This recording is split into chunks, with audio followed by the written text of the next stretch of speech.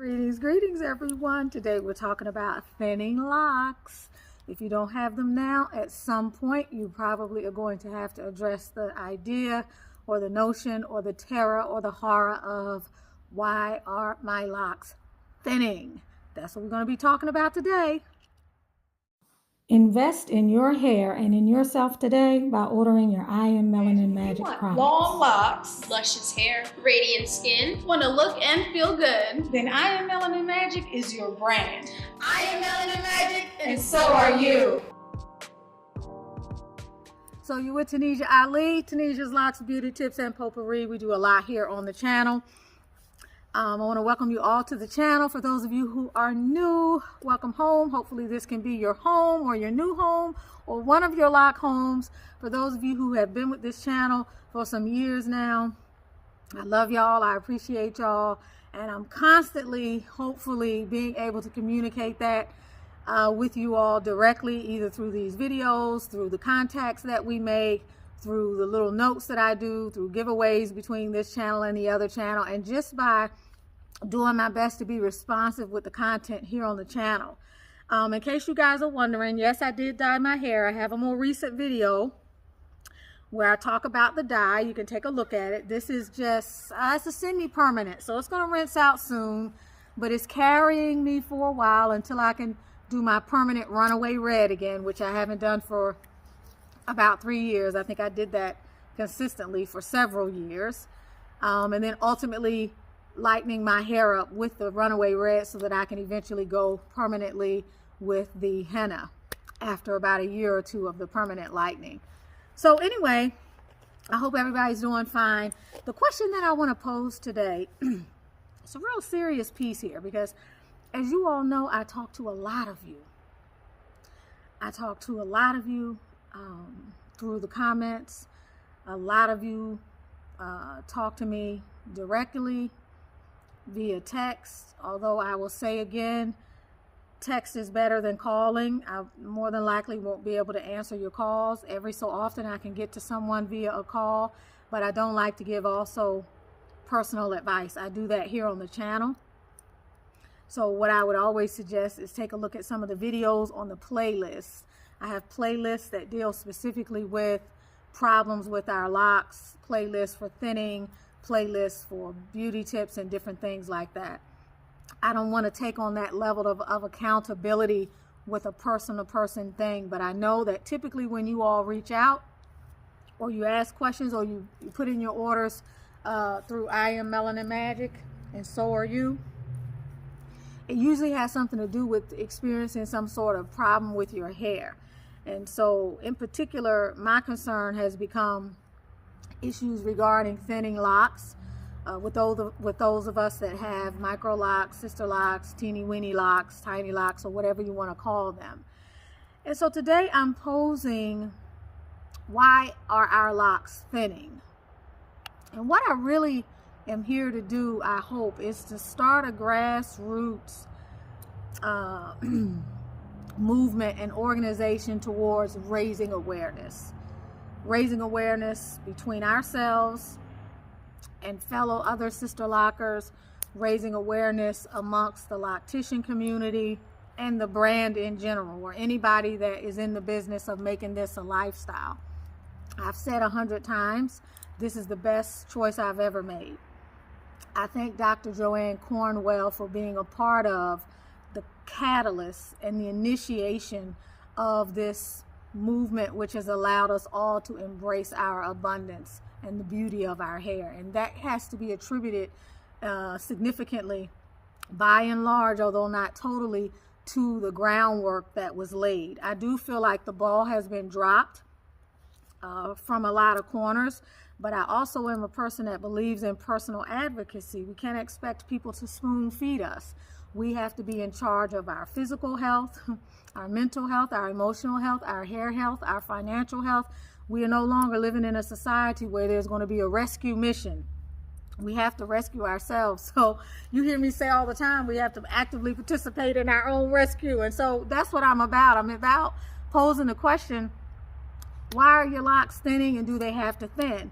And what I want to lead you down the path of concluding ultimately is that the assumption that your locks are thinning because of hormones, because you are menopausal, because you have some sort of health issue that you developed after you got your locks, and some other more easy to go to reasons, excuses, explanations.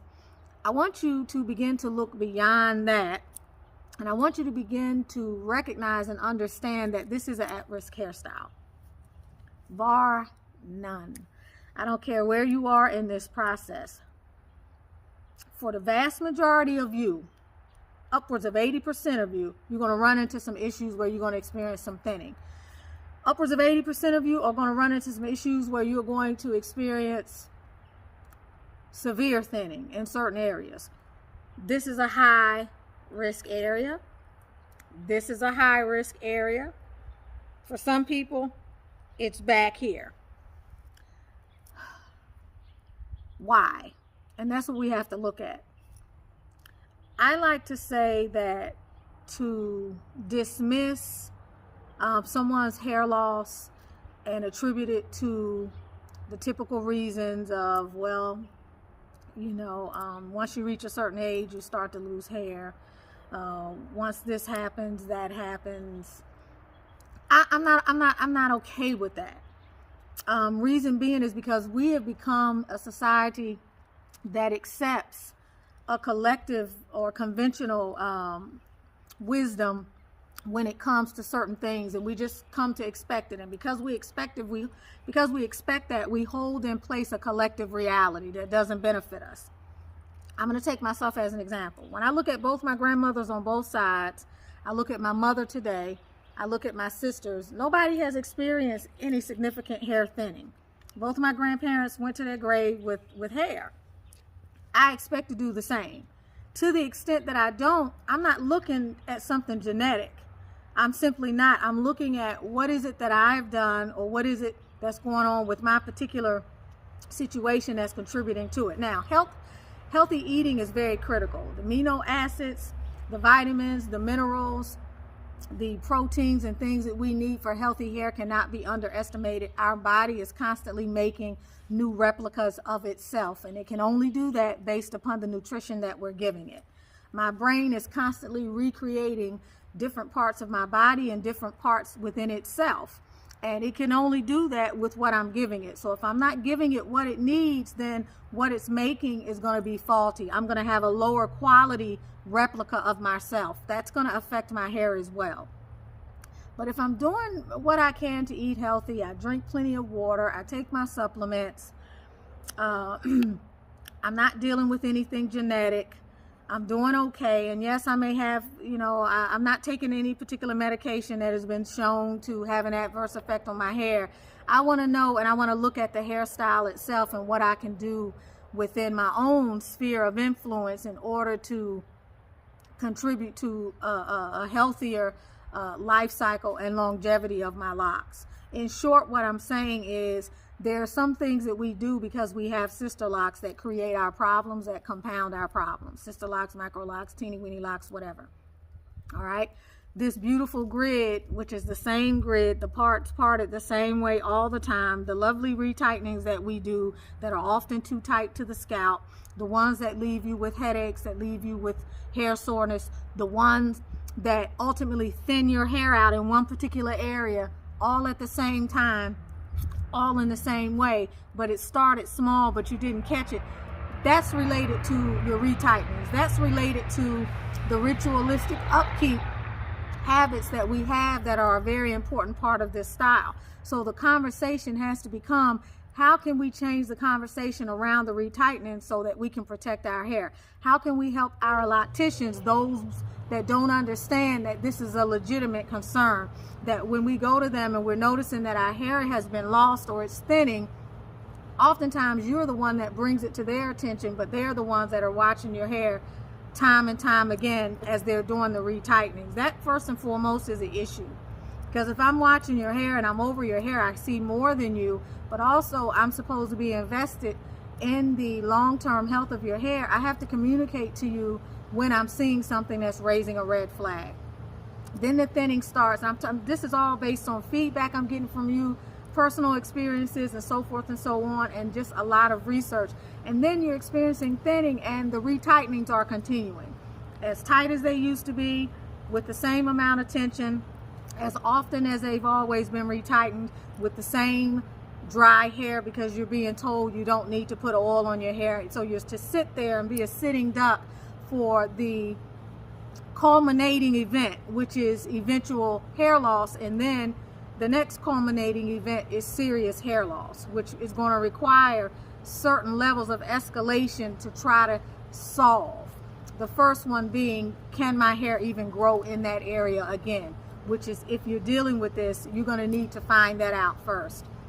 I have several videos on this channel and a playlist having to do with thinning locks, thinning sister locks.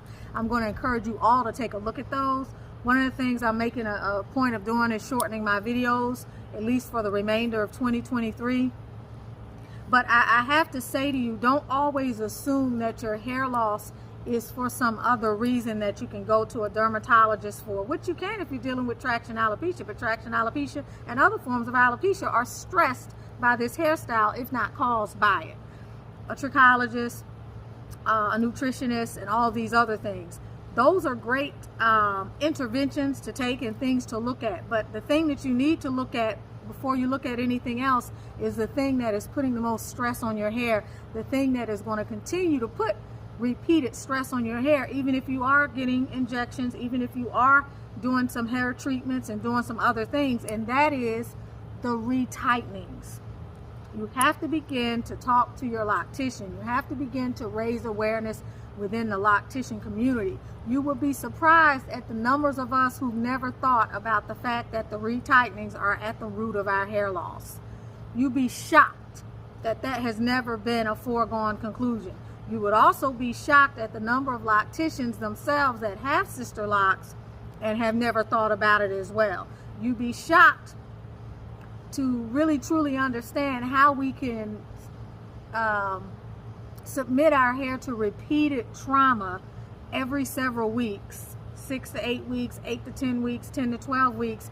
And some of us even leave out of the loctician's salon with our hair being sore, or having to take something for it, or put some water on it or some oil on it, as may be a common recommendation, and never conclude that there's going to be a price to pay for this and that this cannot continue. And you're doing the very thing that's causing the problem constantly. We know that we have issues in our community with traction alopecia because we know that we have historically installed hairstyles that put stress on the hair, and we pull them too tight. I remember the days we would go and get the individuals, and we would let many women from the African diaspora, Africa, the continent in particular, maybe West Africa, in many cases, put the individuals in our hair, and they would be so freaking tight, and they would be putting them in, and they were missing the whole first 2 inches of their hair. But we're sitting in their chair and we're letting them do the very thing to us that they've done to themselves, and we don't think about it. The same way we look at the side effects of the medication we take, but we still take it anyway. But then when we start having problems, we don't go back and think that it's the medication. We are looking for everything else that is the problem except what is one of the major culprits.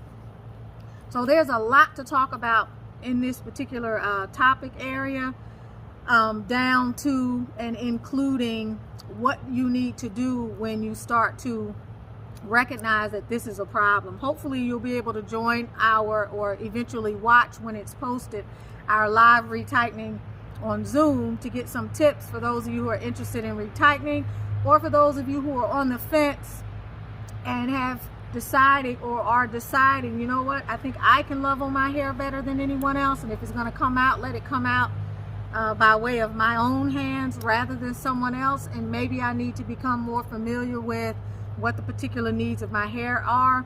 And as some of you have said, it's a way to love on your hair, and it may take several days to do, but when you finish it, like many of you have said in the comments, you feel a tremendous sense of accomplishment and empowerment.